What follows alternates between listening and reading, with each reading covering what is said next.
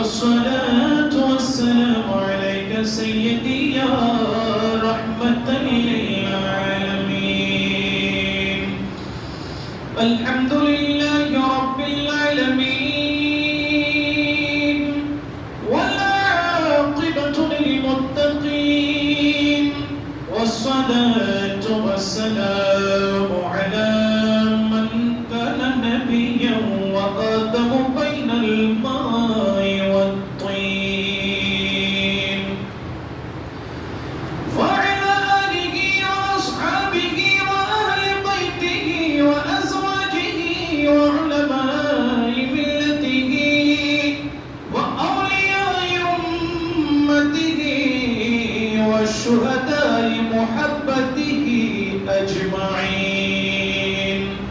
أما بعد فقد قال الله تعالى عز وجل في شان حبيبه ومحبوبه صلى الله عليه وسلم آمرا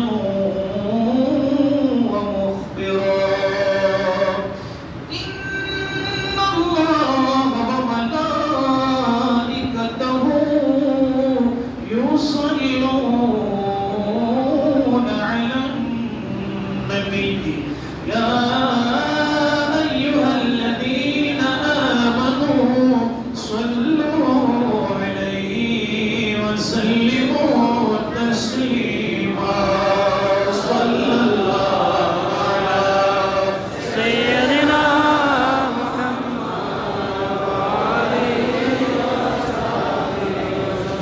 صلاة يا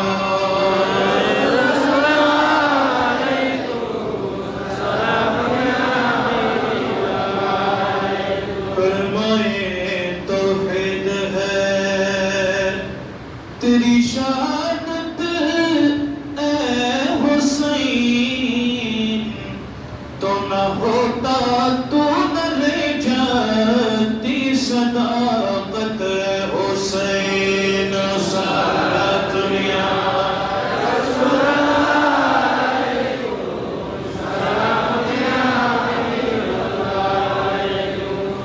أعوذ بالله من الشيطان الرجيم. بسم الله الرحمن الرحيم. إن الذين يؤذون الله ورسوله لعنهم الله في الدنيا والآخرة.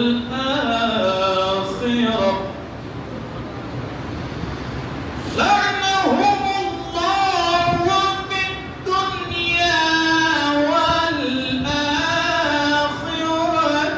وأعد لهم عذابا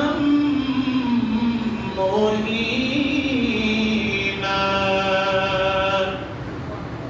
صدق الله مولانا العظيم وصدق رسوله النبي الحبيب الكريم، ونحن على ذلك لمن الشاهدين والشاكرين، والحمد لله رب العالمين. رب صل وسلم. अगर पहचान करनी हो मुनाफिक और मोमिन में, अगर पहचान करनी हो लगाओ मिलके नारा अली मौला, अली मौला।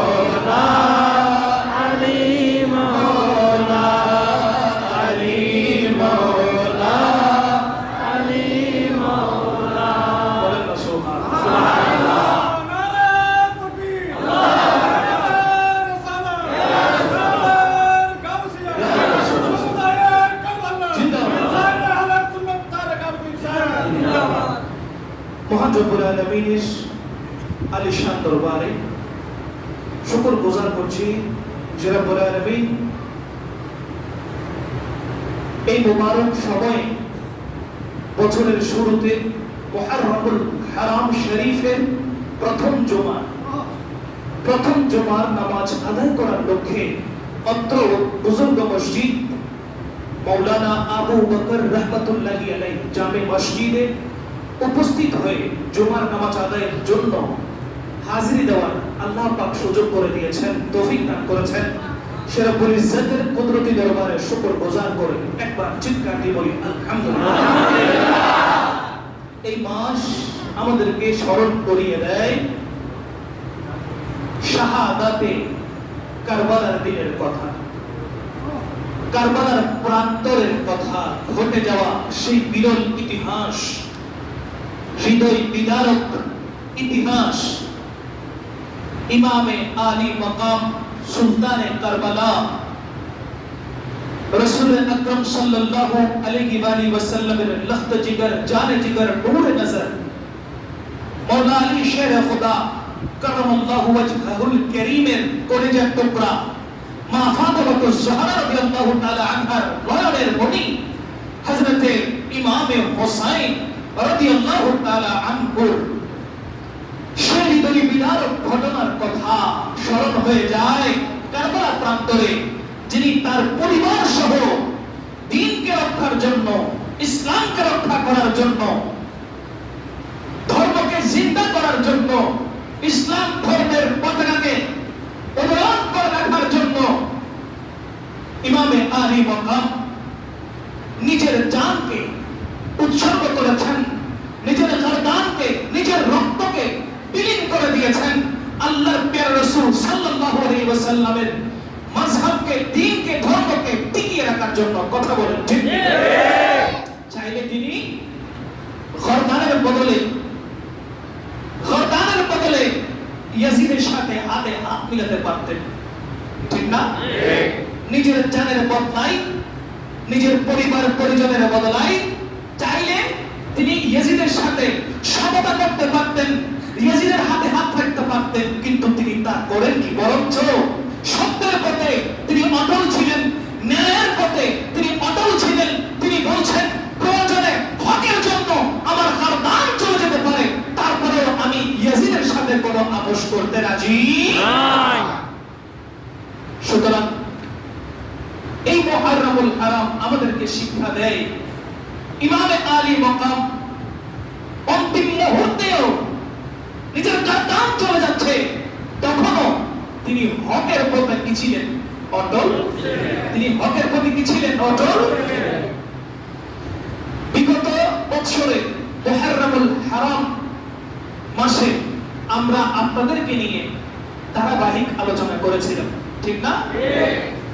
একদম প্রথম পর্ব থেকে শুরু করে অষ্টম পর্ব পর্যন্ত ধারাবাহিকভাবে 2 মাস টানা আমাদের আলোচনা হয়েছিল।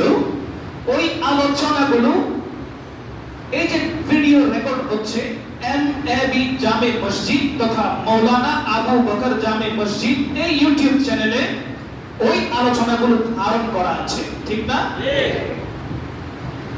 তখন বলেছিলাম আমি মুহররমুল হারাম ওই মাসে যদি আবার পৌঁছাতে পারি, আল্লাহ যদি হায়াত দান করেন, আবার যদি উপস্থিত থাকতে পারি, আমার অবস্থান যদি এখানে হয়, আমি এরপর থেকে আলোচনা করব বলেছিলাম। আল্লাহ পাক জাল্লা শানুহু আবার এই মুহররমুল মাসে হায়াত রেখেছেন, আপনারাও আছেন, আমিও আছি। আজকের জুমা থেকে আমরা আগামী যে জুমাগুলো ইনশাআল্লাহ পাবো, ধারাবাহিক আলোচনা এখান থেকে আবার শুরু হবে। আলহামদুলিল্লাহ। তখন সময়ের অভাবে বলতে পারিনি, সেটা এখন থেকে শুরু হবে। ইমামে আলী মাকামের শাহাদাতের পর কি ঘটনা হয়েছিল? ইমামে আলী মাকাম যখন শহীদ হয়ে গেছেন, এরপর কি ঘটনা হয়েছিল? ইয়াজিদ তার লস্কর বাহিনীকে নিয়ে কি অবস্থায় উপনীত হয়েছিল?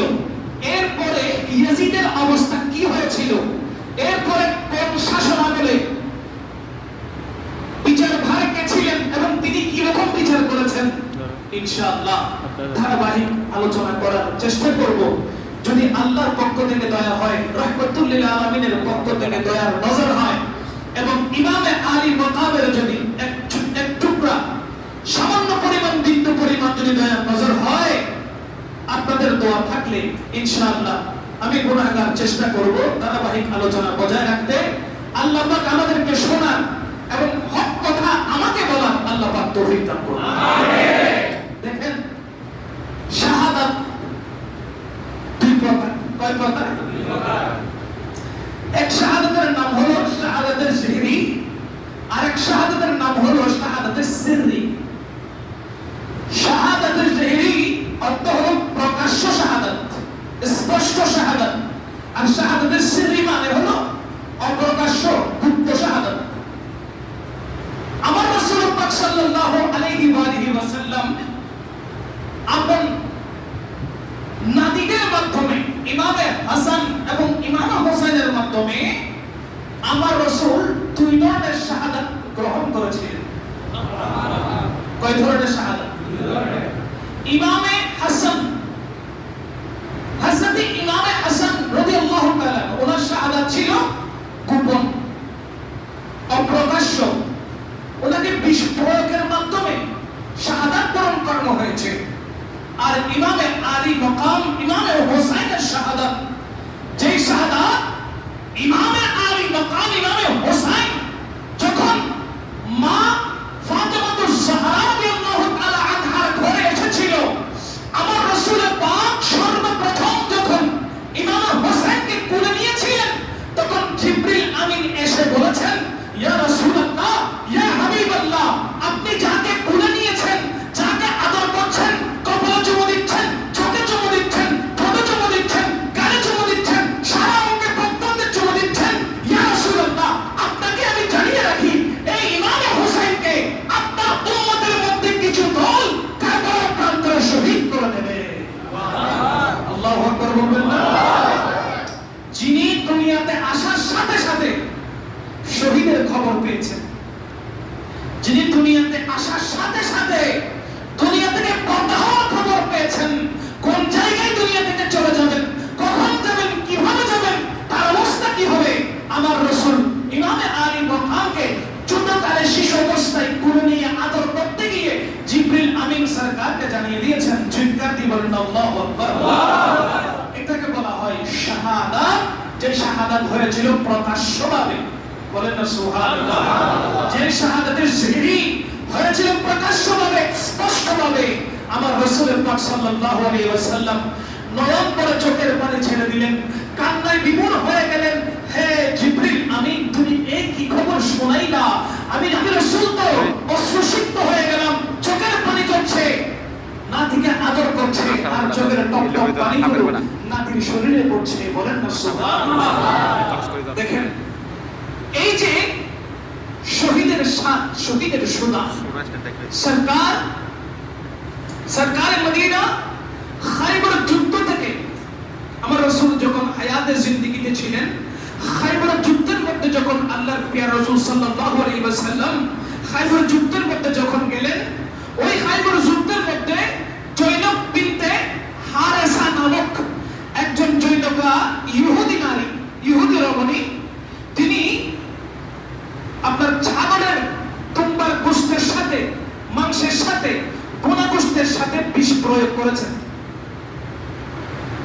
খায়বর যুদ্ধে রাসূল আকরাম সাল্লাল্লাহু আলাইহি ওয়াসাল্লামের গোশত, বোনা গোশত খাবারের মধ্যে ওই ইহুদি নারী তিনি বিষ প্রয়োগ করেছেন, বিষ মিশিয়ে দিয়েছেন, এমন বিষ যেটা খাওয়া মাত্রই মুহূর্ত দেরি হবে না, মারা যাবে। ওই বিষ প্রয়োগকৃত বোনা গোশত আমার রাসূলের দরবারে পাঠালেন। তার উদ্দেশ্য ছিল আমার নবীকে দুনিয়া থেকে শেষ করে দেওয়া। বলেন না নাউজুবিল্লাহ। নাউজুবিল্লাহ। যায়েনব বিনতে হারেসা ওই মহিলা আমার নবীর খাদ্যের মধ্যে, বোনা মাংসের মধ্যে যখন বিষ প্রয়োগ করে আমার নবীর দরবারে যখন পৌঁছে পৌঁছে দিল। দয়াল নবীজি ওই খাবারটা সামনে নিলেন। আমার নবীর সাথে দস্তরখানার মধ্যে আমার নবীর সাহাবী হযরত বিশর ইবনে বারাও উপস্থিত ছিলেন। ওই অবস্থায় ওনারা খাবারগুলো গ্রহণ করছেন। বিষ প্রয়োগকৃত খাবার। আমার রাসূল কয়েকটা মাংস গ্রহণ করেছেন, খাবার খেয়েছেন। আমার রাসূলের সাহাবা হযরত বিশর ইবনে বারাও রাদিয়াল্লাহু তাআলা তিনিও কিছু মাংস গ্রহণ করেছেন, খাচ্ছেন। হঠাৎ করে ওই বোনা মাংসের জবান আল্লাহর পক্ষ থেকে খুলে গেল।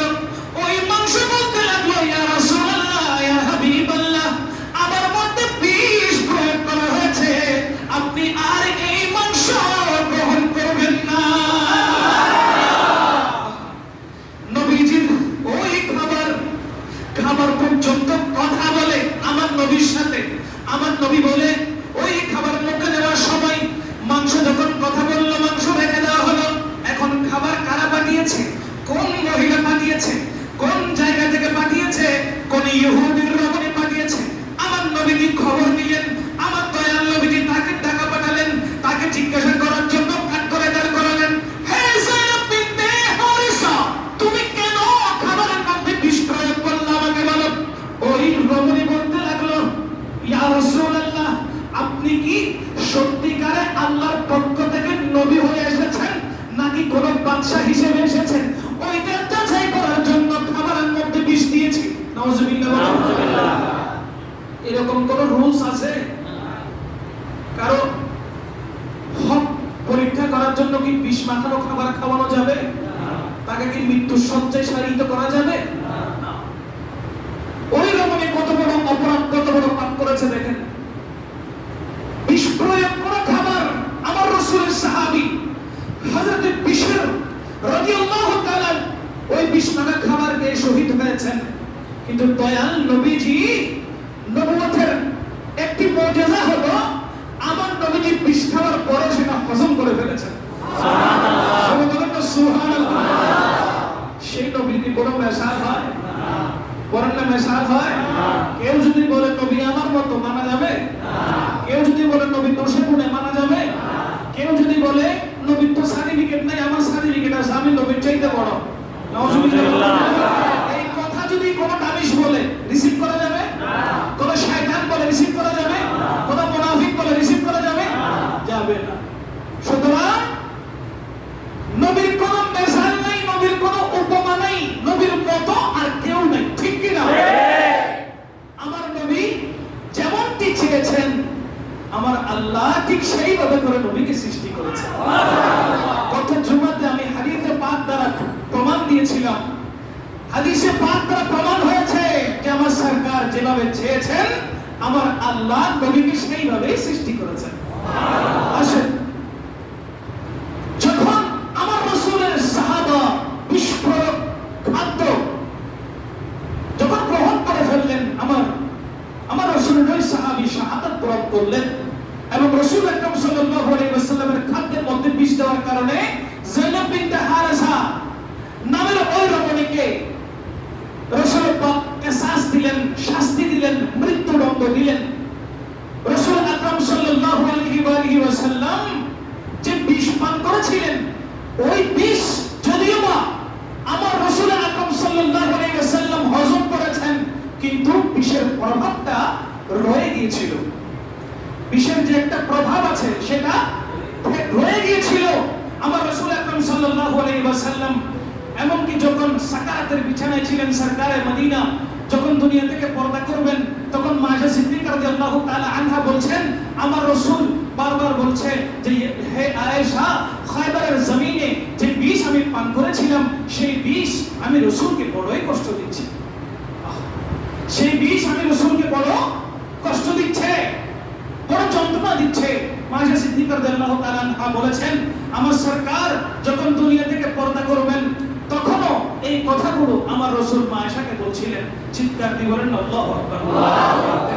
সুতরাং ওই যে বিষ প্রয়োগের মাধ্যমে সরকারকে দুনিয়া থেকে বিদায় দেওয়ার কথা, সরকারকে দুনিয়া থেকে চলে যাওয়ার প্ল্যানিং করেছিল ওই ইহুদি রমণী কওমি, ওই ইহুদি গোষ্ঠী।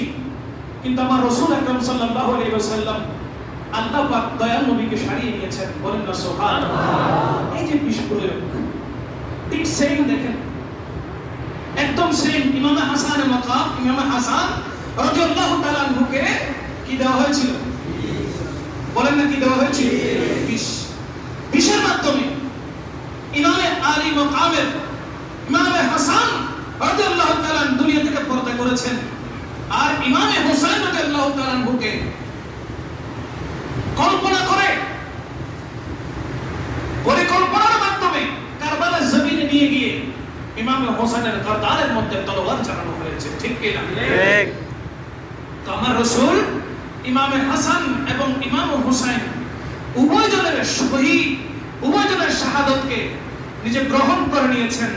উভয়জনের শাহাদাতকে আল্লাহর পক্ষ থেকে কবুল করে নিয়েছিলেন একমাত্র উম্মতের মুহাম্মাদের খাতিরে। ঠিক না? তার খাতিরে, উম্মতে মুহাম্মাদের খাতিরে, শুধুমাত্র উম্মতে মুহাম্মাদের জন্য পরকালে যাতে আমার সরকার ইমামে আলী মাকামের শাহাদাতের রক্ত নিয়ে যেন উম্মতে মুহাম্মাদীকে জাহান্নাম থেকে যেন জান্নাতে পৌঁছাতে পারে, ইমামে আলী মাকাম সেই ব্যবস্থাই করে দিয়েছে। সুবহানাল্লাহ। জোরে বলেন না সুবহানাল্লাহ। ইমামে আলী মাকাম ইমাম হুসাইন রাদিয়াল্লাহু তাআলা যখন শহীদ হয়েছেন, ইমাম হুসাইন রাদিয়াল্লাহু তাআলা আনহুর সিরে পাক থেকে যখন জমিনের মধ্যে রক্ত যখন পড়ছিল, জমিনে যখন রক্ত প্রবাহিত হচ্ছিল, ইমামে আলী মাকামের শাহাদাতের পরে কি অবস্থা হয়েছে, ইমামে আলী মাকামের রক্ত প্রবাহিত হওয়ার পরে কি অবস্থা হয়েছে, সেই তখন হযরতে বুসারা আজদিয়া রাহমাতুল্লাহি আলাইহি তিনি বলছেন, কিতাবের মধ্যে কথা এসেছে, লাম্মা কুতিলাল হুসাইনু মাতারাতিস সামাউ দামান ফাসবাহনা ওয়া হিমাবুনা ওয়া জাওয়ারুনা ওয়া কুল্লু শাইইন লানা মালআনুন দামা। চিৎকার দিয়ে বলেন না সুবহানাল্লাহ। হযরত ইমাম আলী মাকাম, হযরত ইমাম হুসাইন রাদিয়াল্লাহু তাআলা যখন শহীদ করা হলো, তখন আসমান থেকে রক্ত বর্ষণ হলো। তখন আসমান থেকে রক্ত বর্ষণ হলো। এখন যে আসমান থেকে বৃষ্টি হয়, বৃষ্টির ফোঁটাগুলো লাল নাকি সাদা? সাদা। পানি কি সাদা রঙের? পানি কি সাদা রঙের? পানি কি কোনো কালার আছে? বলেন না আছে? নাই। যেখানে দিবেন সে কালার ধারণ করবে। ঠিক না? পানি পানির কালার। পানি কিসের কালার? পানির কালার। আসমান থেকে যখন বৃষ্টি পড়ছিল, তখন সেগুলো লাল কালারের ছিল। আল্লাহু আকবার বলবেন না? তখন সেগুলো রক্তের কালার ছিল, লাল কালারের ছিল। তিনি বলছেন, ওই পানিগুলো, ওই রক্তগুলো, রক্ত বর্ষণ হচ্ছে আসমান থেকে। এমনকি আমরা যখন প্রভাতে উঠলাম, ভোরে যখন উঠলাম, দেখলাম আমাদের কলসির মধ্যে কলসির পানিগুলো রক্তের লাল হয়ে গেল। এমনকি পানি খাওয়ার জন্য যে মশক, ওই মশকের দিকে তাকালাম, ওই মশকের পানিটাও রক্ত হয়ে গেল। শুধু তাই নয়, গোটা দুনিয়াটা সেদিন রক্ত রঞ্জিত হয়ে গিয়েছিল।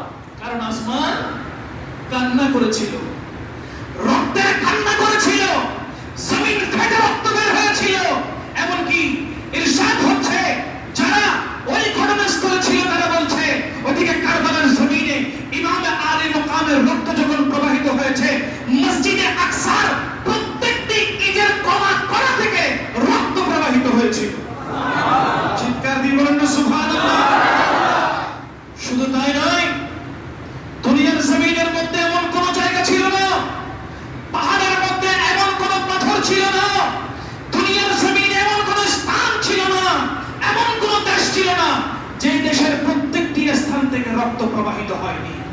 কারণ ইমামে আলী মকাম, ইমামে হোসাইন, তিনি আমার নবীজির নূর, বলেন না সুবহানাল্লাহ। তিনি আমার নবীজির কলিজার টুকরা, তিনি আমার নবীজির দিলের শান্তি।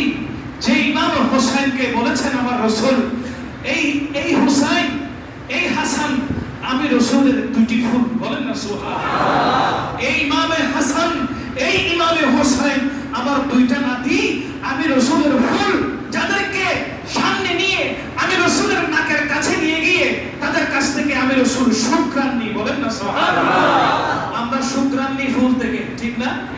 আমরা শুকরান নিই আতর থেকে, কিন্তু আমার রাসূল শুকরান নিতেন নাকের সামনে নিয়ে যেতেন ইমামে হাসান এবং ইমামে হোসাইনকে, বলেন না সুবহানাল্লাহ। যে ইমামে হাসান হোসাইনের জন্য আমার মাওলা আলী শেরে খুদা বলছেন, ইমামে হাসান হলো আমার নবীজির মাথা মুবারক থেকে নাভি পর্যন্ত একদম অবয়ব।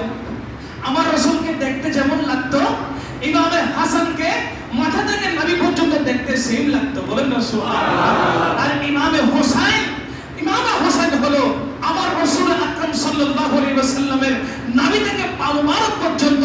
কারণ ইমামে হোসেনের দিকে তাকালে আমার রাসূল পাক সাল্লাল্লাহু আলাইহি ওয়াসাল্লামের নাভি থেকে পা মুবারক যেমন, ইমামে হোসেনের দিকে তাকালে উনিও তেমন, বলেন না সুবহানাল্লাহ। সুতরাং ইমামে আলী মকামকে কষ্ট দেওয়া, ইমামে হোসেনকে শহীদ করা, ইমামে আলী মকামের গর্দানের উপর তলোয়ার যারা চালিয়েছে তারা কি নাজাত পাবে? না, বলেন না পাবে না। আসমান লাল হয়ে গেল। একটা মানুষের চেহারা, চোখ লাল কখন হয়? যখন সে রেগে যায়, ঠিক না? একটা মানুষের সূরত যখন সে হাসে তখন চেহারা উজ্জ্বল দেখায়, ঠিক না? যখন সে কান্না করে তখন চেহারা মলিন হয়ে যায়, ঠিক না? আর যখন সে রেগে যায় তখন চেহারাটা কেমন যেন আগুন বের হচ্ছে, লাল লাল অবস্থা, ঠিক না? ঠিক। আল্লাহ পাক জাল্লা শানুহু সূরত থেকে পাক, সূরত থেকে পাক। আল্লাহর কোন সূরত নাই, সমস্ত সূরত থেকে আল্লাহ পাক। কিন্তু ইমামে আলী মাকাম যখন শহীদের সোনা পান করছেন, যখন ইমামে আলী মাকামের রক্ত প্রবাহিত হলো, তখন আল্লাহ পাক রাগান্বিত হয়ে গেলেন। এজন্য আসমান লাল হয়ে গিয়েছিল। আসমান কি হয়ে গিয়েছিল? লাল হয়ে গিয়েছিল। হযরতে উম্মে হিব্বান রাদিয়াল্লাহু তাআলা বলেন, আমার হুসাইনের যখন রক্ত প্রবাহিত হয়েছে তখন 3 দিন সারা দুনিয়া অন্ধকার ছিল। সুবহানাল্লাহ। 3 দিন সারা দুনিয়া কি ছিল? অন্ধকার ছিল। 3 দিন গোটা দুনিয়া অন্ধকার ছিল। বাইতুল মুকাদ্দাসের প্রত্যেকটি পাথর থেকে রক্ত প্রবাহিত হয়েছিল। সম্পূর্ণ সৃষ্টি একরকম স্তব্ধ হয়ে গিয়েছিল, তাদের কোনো নড়াচড়া নেই। একই কাণ্ড ঘটলো, তারা দেখে স্তব্ধ হয়ে গেল। আসমান থেকে রক্ত রঞ্জিত হয়ে গেল। সূর্যগ্রহণ হয়েছিল 10 মুহররম, সূর্যগ্রহণ হয়েছিল। ইমামে আলী মাকাম যেদিন শহীদের সোনা পান করছিলেন ওই দিন সূর্যগ্রহণ হয়েছিল। ইমামে আলী মাকাম যেদিন ইমাম আলী মাকামের গর্দান আলাদা হয়েছিল সেদিন দিনের বেলায় আসমানের তারা দেখা গিয়েছিল। এখন কি দিনের বেলায় আসমানের তারা দেখা সম্ভব? কিন্তু সবগুলো সিস্টেম চেঞ্জ হয়ে গেল, দিনের বেলায় আসমানের তারা দেখা গিয়েছিল। আল্লাহু আকবার। ইমামে আলী মাকাম সিরিয়ার পাথর, সিরিয়ার মধ্যে যে কোনো পাথর যখন মাটি থেকে সরানো হলো দেখা গেল নিচে থেকে বুদবুদ করে রক্ত বের হচ্ছে। ইমামে আলী মাকামের শহীদের কারণে সবার মনে হচ্ছিল, মনে হয় কিয়ামত সংঘটিত হয়ে যাবে। এমন অবস্থা দেখতে আর কখনো পাই নাই, এমন অবস্থা আর কখনো কেউ দেখে নাই। এদিকে ইমাম আলী মাকামের শাহাদাতের কারণে সবাই কনফার্ম হয়ে গেল হয়তো কিয়ামত হয়ে যাবে। আল্লাহু আকবার বলবেন। আসমান কান্না করেছিল, জমিন রক্তের বন্যা বয়ে দিয়েছিল, চতুর্দিক থেকে কান্নার আওয়াজ হচ্ছে। কিন্তু ইয়াজিদের ওই পাষণ্ড হৃদয়, ইয়াজিদের ওই পাষণ্ড হৃদয়, ইয়াজিদ বাহিনীর ওই পাষণ্ড অন্তর এক ফোঁটাও নরম, বিন্দু মাত্র নরম বুঝতে পারে নাই আমরা কাকে শহীদ করে দিলাম, বুঝতে পারে নাই আমরা কার উপর তলোয়ার চালালাম। বরঞ্চ শহীদ করার পরেও ওই ইয়াজিদ মলউন শয়তান ইয়াজিদ ইমামে আলী মকামের ঠোঁটের মধ্যে তীর দিয়ে আঘাত করতে লাগে। নাউজুবিল্লাহ। ইমামে আলী মকামের ঠোঁট মুবারকের মধ্যে, দাঁত মুবারকের মধ্যে তীর দিয়ে আঘাত করছে। আর হেসে হেসে বলতে লাগলো যে এখন তোমার পাওয়ার দেখাও। বলেন না নাউজুবিল্লাহ। অনেকেই বলে ইয়াজিদ নাকি নিষ্পাপ ছিল। এত ছোট করে বললেন। বর্তমানে সোশ্যাল মিডিয়াতে বসে বসে ইয়াজিদের পক্ষে কথা বলছে কিনা? বলছে। কথা বলেন না, বলছে কিনা? বলে। আমি কিছুদিন আগে দেখলাম ইয়াজিদ বাহিনী এখনো আছে, আছে না নাই? আছে। ইয়াজিদের লস্কররা এখনো আছে না নাই? আছে। এখনো আছে।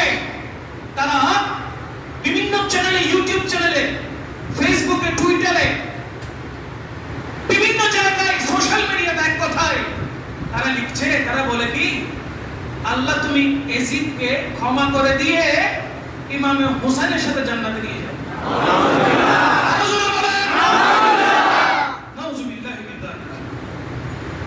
কত বড় শয়তান দেখেছেন? জান্নাতের যুবকদের সরদারকে ইমাম বলেন না, জান্নাতের যুবকদের সরদারকে ইমাম। জান্নাতে কি পুরো মানুষ থাকবে? বলেন না। জান্নাতে কি বৃদ্ধ মানুষ থাকবে? বৃদ্ধ মানুষ জান্নাতে যাবে না। আমার দাদারা এখন হয়তো আমার দিকে প্যাল প্যাল করে তাকিয়ে আছে। আমার রাসূল পাক সাল্লাল্লাহু আলাইহি ওয়াসাল্লামের জামানায় এক সাহাবীকে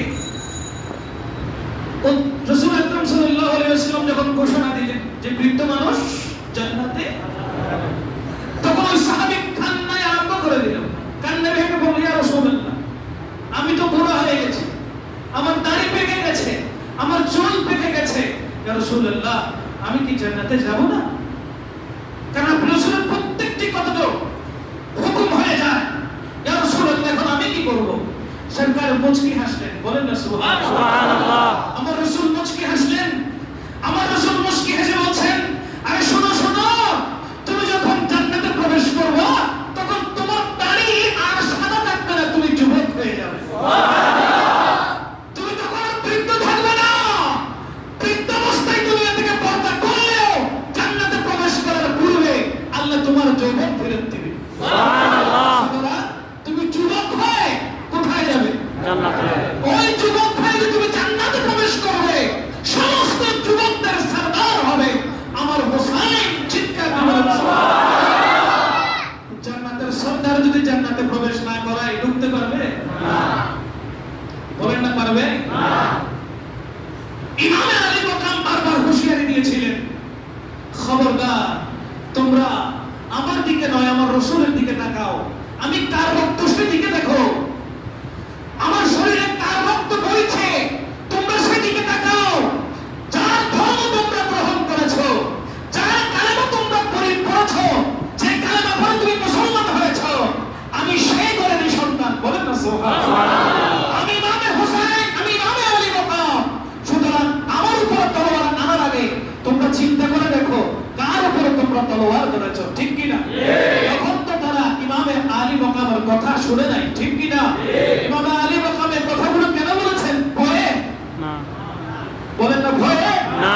না না, ইমামে আলী মাকাম এই কথাগুলো ভয়ে বলেননি, বরং ইমামে আলী মাকাম বুঝিয়ে দিয়েছেন যে তোমরা যদি কাল হাসরের ময়দানে আমার রাসূলের সামনে গিয়ে যদি বলো যে ইমাম হোসেন আমাদেরকে শেষবারের মতো সুযোগ দেন, তোমরা যদি এই কথা বলতে না পারো, এজন্য আমি হোসেন শেষবারের মতো এসে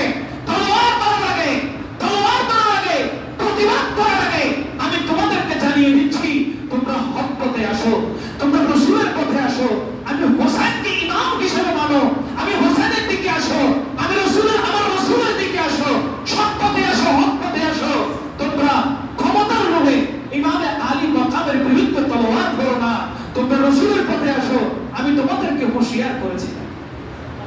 তখন কিয়ামতের ময়দানে আমি এই কথা বলতে পারবো, আমি তোমাদেরকে হুঁশিয়ার করেছিলাম, কিন্তু তোমরা ক্ষমতার লোভে আল্লাহর রাসূলের বিরুদ্ধে, আল্লাহর বিরুদ্ধে তোমরা তলোয়ার করেছিলে, ঠিক কি না? ঠিক। দেখেন হযরতে ইবনে আব্বাস রাদিয়াল্লাহু তাআলা তিনি বলছেন, হযরতে ইবনে আব্বাস রাদিয়াল্লাহু তাআলা বলছেন, রাআইতু রাসূলুল্লাহি সাল্লাল্লাহু আলাইহি ওয়াসাল্লাম ফীমা ইয়ারা নাইমু যাত ইয়াউমিন বিনিসফিন নাহারি আসআদা আগবান আজআদা আগবারা বিয়াদিহি কারুরাতুন ফিহা দামান ফাকুলতু বিআবি আনতা ওয়া উম্মি মা হাযা ক্বালা হাযা দামু হুসাইনি ওয়া আসহাবিহি ওয়ালাম আযাল ألتقطه منذ اليوم فأحصى ذلك الوقت فآجده قتل ذلك الوقت চিৎকার দিবেন আল্লাহ। হযরত ইবনে আব্বাস রাদিয়াল্লাহু তাআলা তিনি স্বপ্নের মধ্যে আমার রাসূলকে স্বপ্ন দেখলেন, তিনি ঘুমাচ্ছেন, দুপুরের বেলায় আমার রাসূলকে স্বপ্ন দেখলেন। তাকে স্বপ্ন দেখার পরে তিনি বিচলিত হয়ে গেলেন, কারণ আমার রাসূলকে স্বপ্নের মাধ্যমে তিনি দেখতে পাচ্ছেন দয়াল নবীজির নারী মুবারক ধুলাবালিতে ভরপুর, দয়াল নবীজির মাথা মুবারক ধুলাবালিতে ভরপুর, দয়াল নবীজির হাত মুবারক রক্তে রঞ্জিত, রক্তের হাত পড়ে রয়েছে। আমার রাসূল পাক সাল্লাল্লাহু আলাইহি ওয়াসাল্লাম চেহারাকে মলিন করে বসে আছেন, চোখ মুবারক দিয়ে পানি পড়ছে। হযরত ইবনে আব্বাস বলতে লাগলেন, ইয়া রাসূলুল্লাহ, ইয়া হাবিবাল্লাহ, ইয়া হাবিবাল্লাহ, ইয়া রাসূলুল্লাহ, আপনি কেন কান্না করছেন? আপনার হাতের মধ্যে রক্ত কেন? আপনার মাথা মুবারক ধুলাবালি কেন? আপনার চেহারার মধ্যে ধুলাবালি কেন? ইয়া রাসূলুল্লাহ, আপনি আমাকে জানান। দয়াল নবী হযরত ইবনে আব্বাস রাদিয়াল্লাহু তাআলা ওনার কথার জবাব দিলেন, হে আব্বাস, শুনো শুনো, আমি কারবালার জমিন থেকে আসতেছি। হে ইবনে আব্বাস, শোনো, আমি কারবালার জমিন থেকে আসতেছি। আমার হাতে যে রক্ত দেখতে পাচ্ছ, আমার কলিজার টুকরা সন্তান ইমামে হোসেন তার সহোদরের রক্ত। আমার হাতে ইমাম হোসেনের রক্ত, আমার হাতে ইমাম আলী মাকামের রক্ত, এবং তার সাথে যারা শহীদ হয়েছেন, আর তার সাথে যারা শহীদ হয়েছেন তাদের রক্ত আমি সকাল থেকে জমা করতেছি। আমার ইবনে আব্বাস বলতে লাগলেন, আমার রাসূল এত বিচলিত হয়ে গেলেন, কারবালার জমিনের মধ্যে দয়াল নবীজি ইমামে আলী মাকামের শাহাদাতের কথা তিনি সচক্ষে দেখলেন। আমার রাসূল পাক সাল্লাল্লাহু তাআলা আলাইহি ওয়াসাল্লাম ইমামে আলী মাকামের রক্তগুলো নিজের হাতের মধ্যে মাখালেন।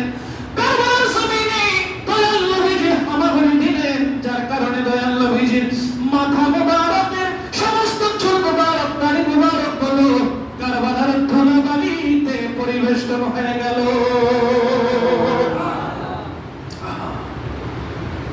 এখন কি নবী রাজি হয়েছেন ইয়াজিদের উপরে? না। কথা বলেন না।